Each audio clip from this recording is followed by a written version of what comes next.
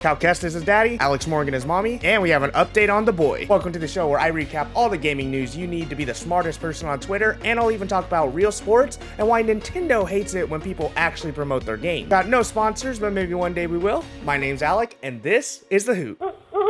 We got 6 party members today on the Hoot. Let's check it out. First, I wanted to go over some of the previews we saw of Star Wars Jedi Survivor and some of the changes and exciting things of the game. The biggest takeaway was how much customizability there is to the game. Cal Kestis himself is looking a lot better, and you get to choose how. Whether that be the different hairstyles, you can choose his facial hair, his beard, his mustache, you can even give him a mullet. Last time we just had ponchos, but this time we are going to be able to customize his jacket, his different pants, and of course his lightsaber. It doesn't stop there though. BD1 is also going to be a little bit more customizable at different parts you can find in the world, which the world is now an open world type game. It's even now going to include side quests from NPCs, and you're going to travel to at least 5 different planets, even more on your adventure. And of course we got more combat, showing off the 5 different lightsaber styles and stances that you have, and it's coming here at the end of the month. Looks like they're really trying to let you play however you want, and if I can make one suggestion, maybe if you don't have to, might want to skip the PC version, because it's actually going to be a 155 gig game on PC. I don't know anything about optimization, but lately with some weird PC port things, it's kind of getting a little scary. What's scarier than a game letting you customize your character and he has to stay a redhead? Member number 2 is going to be about Arc number 2, which has been delayed. Studio Wildcard announces that they're moving Arc 2 towards the end of 2024, which isn't a surprise. It was supposed to come out this year, and we've really not seen anything since the announcement. So which one do we see Vin Diesel in next? Arc 2 at the end of 2024 or Fast and Furious 11? In the meantime, they've announced an Unreal Engine 5 remake for Ark Survival Evolved, but they're calling it Ark Survival Ascended. It'll come with a lot of quality of life upgrades, including cross progression and cross play, but there is still caveats. Look, not everybody plays them, and they say it can be a little toxic, but the official servers for Ark Survival Evolved will be going down in August when the remake comes out. But if you are excited for Ascended, Xbox and PC users will actually buy it as a bundle, which includes Survival Ascended and includes Ark 2,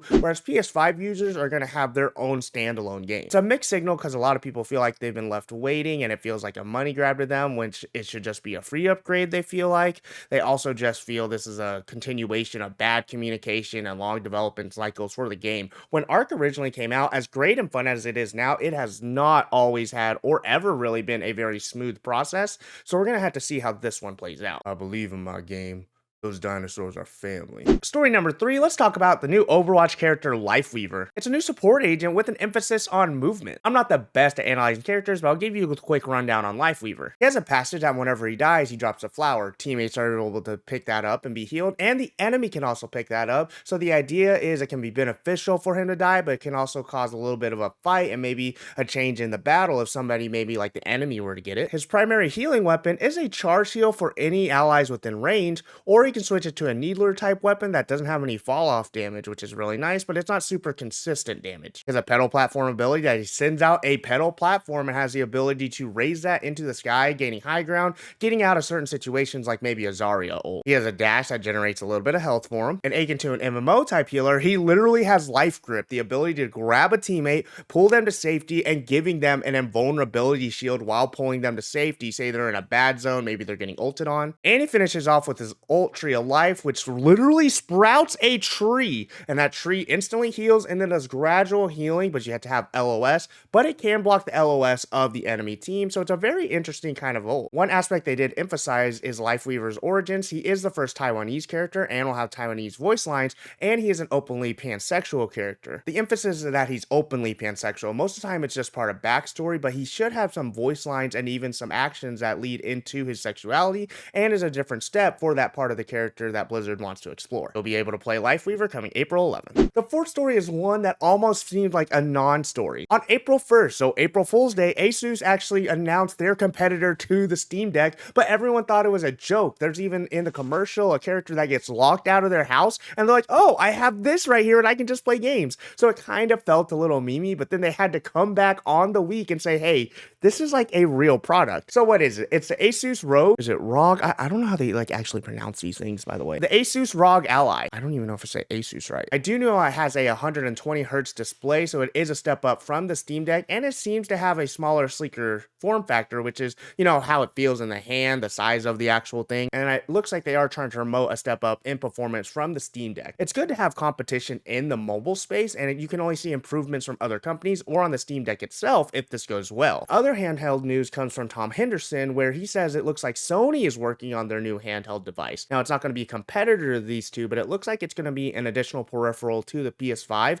and its remote play. They're calling it the Q Lite, and it's apparently the early prototypes looks like a DualSense with a screen on them. It's something that's coming in the future, not a huge priority, as they're still working on new iterations like a PS5 Pro, maybe an external disk drive. It looks like we won't avenge the Vita today, but one day. Number 5 is the beginning of some real sports talk. We're talking EA Sports FC. So soccer teams name their teams FCs or football clubs, but Final Fantasy XIV calls those free companies. If you didn't know, last year negotiations broke down with EA and FIFA to use the name FIFA in their games. They were wanting to charge $1 billion, so EA said, you know what?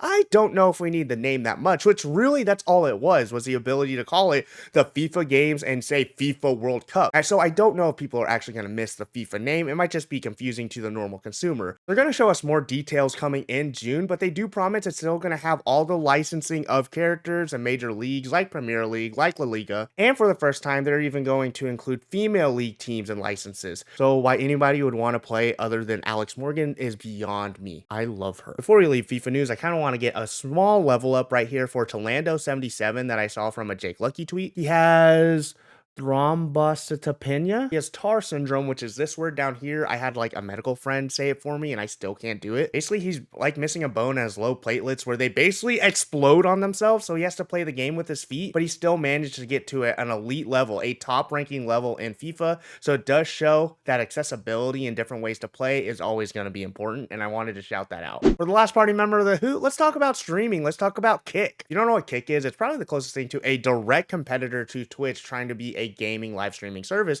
and it seems to be doing well for itself. Part of the allure of Kick trying to compete with Twitch is the 95 to 5% split that they have with their streamers, taking only 5% cuts and giving 95% of subs and donos to the streamer. So why don't people just jump immediately onto Kick? That seems like a great thing. It all comes down to kind of the business and the behind the scenes of Kick. It's backed and has ties to online gambling site Stake, which already slots and gambling in the live streaming space is already something controversial, whether it should be allowed since it has been banned on Twitch. The other aspect is co-owner and prominent streamer Trainwreck. Trainwreck has some controversial takes and opinions on the way he approaches things, and people don't like that. And some of the other prominent streamers on the platform, such as Aiden Ross, who has been banned off of Twitch and has said some pretty controversial things lately. But like any other thing, the question is, okay, can you separate yourself from everything else? You know, go get your bag, go get your money, and I don't think anybody can blame that. But sometimes they feel maybe it's a moral thing, or they don't think this could last, and there's no way this can be sustained. Word is that there are 6 mega streamers that are signing with Kick, and the first one actually dropped, being Hikaru, known for being a grandmaster of chess. These aren't exclusive contracts. In fact, Twitch does allow you to stream on other sites, you just can't do it at the same time. We're still waiting the next 5, but also multi-streaming is another thing that I want to talk about. Voice Critical, aka Charlie, that I've talked about in previous videos, has mentioned that his contract with Twitch is running up and his exclusivity deal is ending, and he's probably going to multi-stream. He is one of the larger gaming creators on YouTube, so it would be easy for him to also stream to YouTube to get that additional revenue and grow that space even more. There's constant discussion, does Twitch care about their creators, or maybe it's that they have this focus on maybe the smaller streamers that aren't going to try to fight for these big contracts, that are okay with these 50-50 splits, which is why people want to go to Kick to get more money. People just think as you grow on YouTube, people are going to grow with your audience, get your better ad revenue from YouTube, and you can say Charlie's a bigger streamer, maybe they'll fight for him, but already losing Ludwig on top of that, which is the go-to person to mention, it's a question how much is going to be enough, or will they constantly see the big people leave, but still try to make a majority of their money on these middle ground streamers. They've already in controversy earlier this week talking about a new sponsor system they're going to do. Now, they're not saying they're trying to steal sponsored money, but I think it's more that they're trying to target maybe small streamers that don't have the ability to get big ad deals like the big streamers. Stream Elements already does something like this, where they have partnerships agreements with different companies to provide sponsorship and sponsored streams, so maybe it's something like that. Twitch isn't going anywhere anytime soon, but the streaming space, the way streamers monetize, the way streamers grow is rapidly changing, and I always say that I feel like in a year or two, the streaming space is going to be a lot different. Maybe we have even more competitors, or just the way money's going around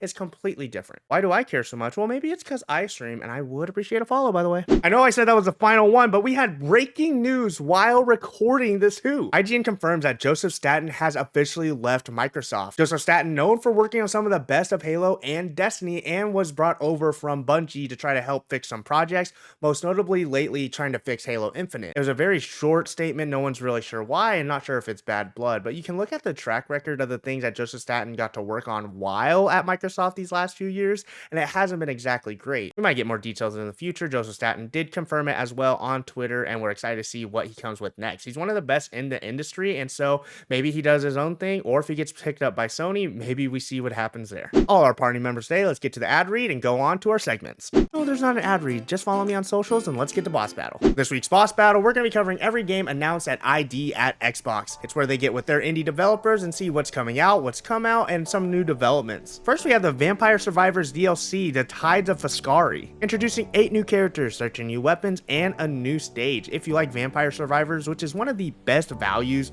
for a game I've ever seen, just for a couple bucks to be able to play for hours and hours on something that truly is well made and addictive, and they're just giving us more of that. That comes out April 13th. Got to see more gameplay of The Last Case of Benedict Fox, a Metroidvania and kind of a spooky mansion type game. If you've seen a Metroidvania, you know what the gameplay might be like, but we did get to see a little bit more of what the monsters, the mansion, the art style, and the creepy vibes are going to. I think if you like the style of the game, if you like the genre, you're gonna love it. It does look really fun, it looks creative, and you'll be able to see that on April 27th. So take Pokemon, but put it in the 80s. And what if they weren't actually monsters, but they were these recordings you put on your cassette player? And that's Cassette Beast, this Pokemon-inspired game with an 80s vibe, which whenever you look at the gameplay itself, you can definitely tell it's inspired and it has its own unique take. Coming out for PC and PC Game Pass April 26th, with consoles later this year. Omega Strikers looks like some kind of air hockey game, but it reminds me of like when Burger King had games, and they had a game that was bumper cars just like this. Look at the gameplay a little bit and you know exactly what it is. It's a free-to-play 3v3 multiplayer game coming out April 27th, so if you got some time to kill, don't want to spend money, here's something for you to pick up. Next, we have the Carter's 2 Turbocharged. No, that is not a remix of a Lil Wayne album, and Carter 4 is better anyway. It looks like we have another game to compete with the Nintendo title if you don't have a Switch for Mario Kart, and maybe you hate Crash Team Racing,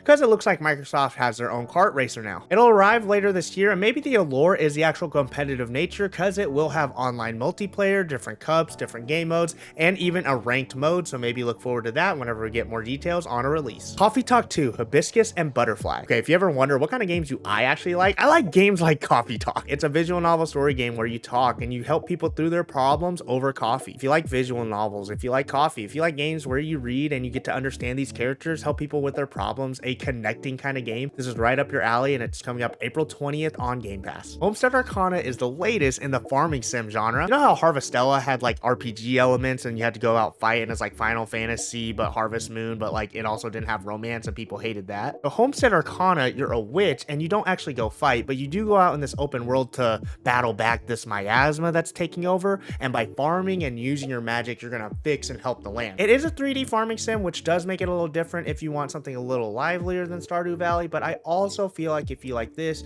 you'll probably just do another Stardew Valley gameplay right after. But maybe enjoy the magic elements and you didn't want to play Hogwarts and you kind of miss Story of Seasons. If you just enjoy farming sim after farming sim, how about you try this one out and compare it to Harvestella? Closer the Distance is the next game, and yes, I read it 5 times to make sure the title is actually Closer the Distance. You play as a young girl named Angela who's recently died of a car accident, but you're still able to control her and influence the town. It's kind of like everybody that's ever had that thought of what would happen if I died, what would people say, what would people think? Well, what if they actually just thought and did what you wanted them to? You're gonna help loved ones with the theme of moving on while also growing your community of the people you love.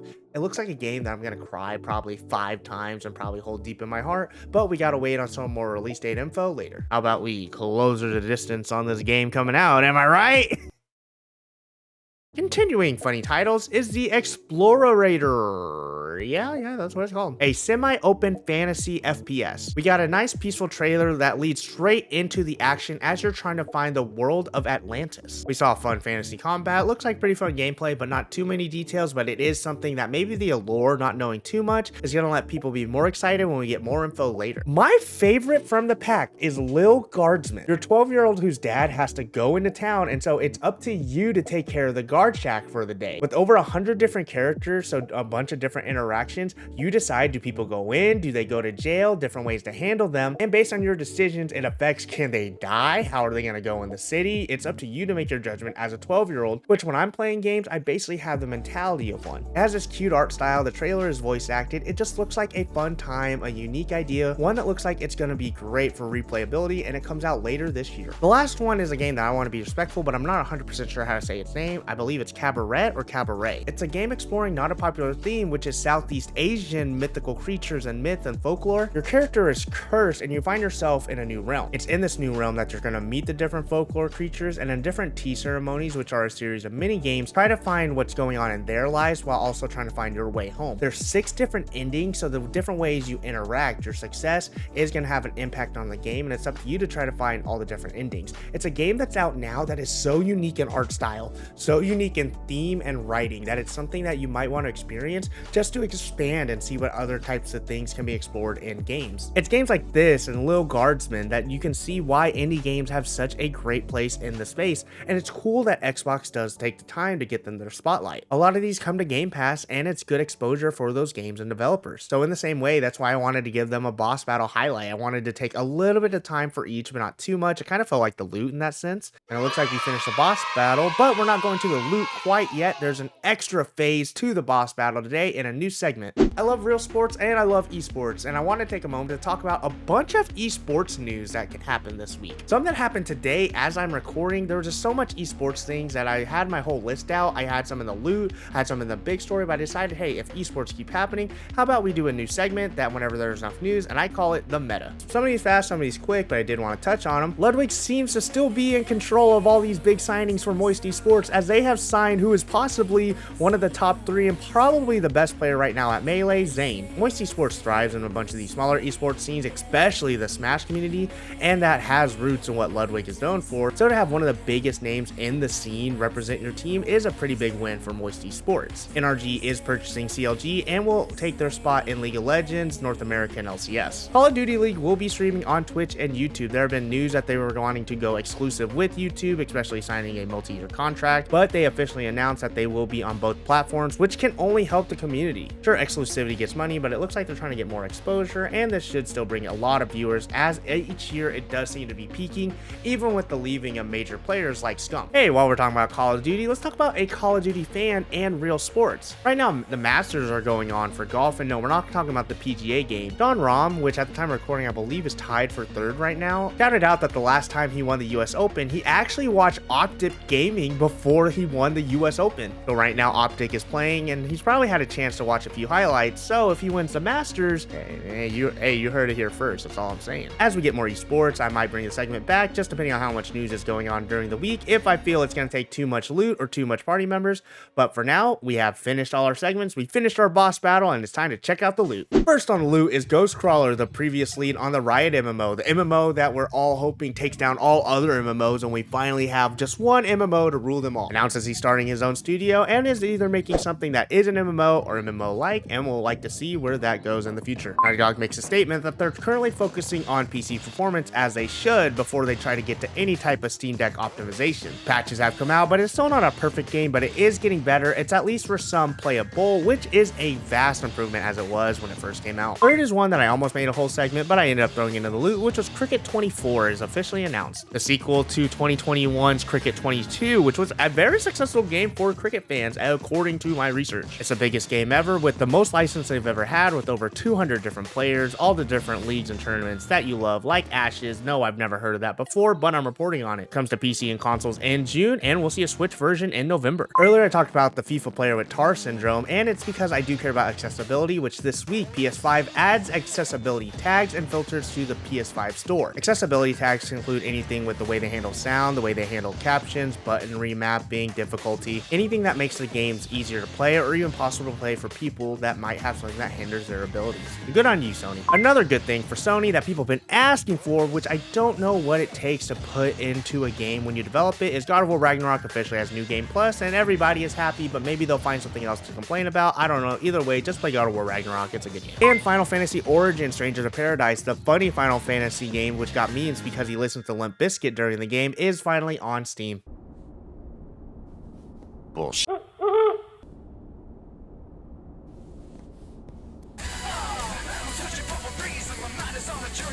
That's all our loot. Let's check the extra XP. I know I sound like every rapper on your Facebook and every rapper on SoundCloud, but I mean it when I say big things are coming and you're going to want to keep your eye out on your feeds next week. For this week's level up, I want to shout out one of my favorite creators in the Nintendo space, and for something bad happened to him and I want some eyes on it to at least show support, and maybe we get to see a good story update later. PointCrow is a phenomenal Nintendo and Breath of the Wild creator known for his speedruns and modding and just his generosity and creative things he does for the community. Just this week, he released a Breath of the Wild multiplayer mod, which included a battle royale mode, but otherwise you could just play through the whole game. Completely free because he's not trying to make money, he just wants to offer something cool, plus he would definitely get these taken down, but it doesn't matter that he made it free. Nintendo has struck claims against PointCrow's content, and he doesn't even get to monetize anymore. He makes them free, he's super respectful, and I think it just sucks because why does Nintendo always do this? Why do they hate competitive melee, even though it means you made a great game that'll last forever? Just the way they treat competitiveness, just the way they treat mods, the way they just do different things in gaming, it always seems kind of weird. Hopefully there is a path to monetization back for PointCrow, but for now, I would appreciate it if maybe you just check out his content. I want to give a shout out. I thought the mod was really cool, and I think this is something that just kind of sucks. For as great as Nintendo is, there are some business things that I feel like just feel kind of backwards. I also love PointCrow, and I just think he has some of the best emotes on Twitch, by the way. But for now, we've made it to the end of the Hoot. I'm glad you could join me today. If you like this, I do weekly content throughout the week and trying to get some more long form videos, so you can follow me here on YouTube. I also am on other socials for all my short form, and I even talk on Twitter and Discord sometimes if you just want to get more candid thoughts and more random things I say. Trying to get YouTube partners, so we need the watch time. Trying to get Twitch partners, so we need the viewers. Just let me know. But if anything, I hope I remind you today that, hey, games are meant to be fun. My name's Alec.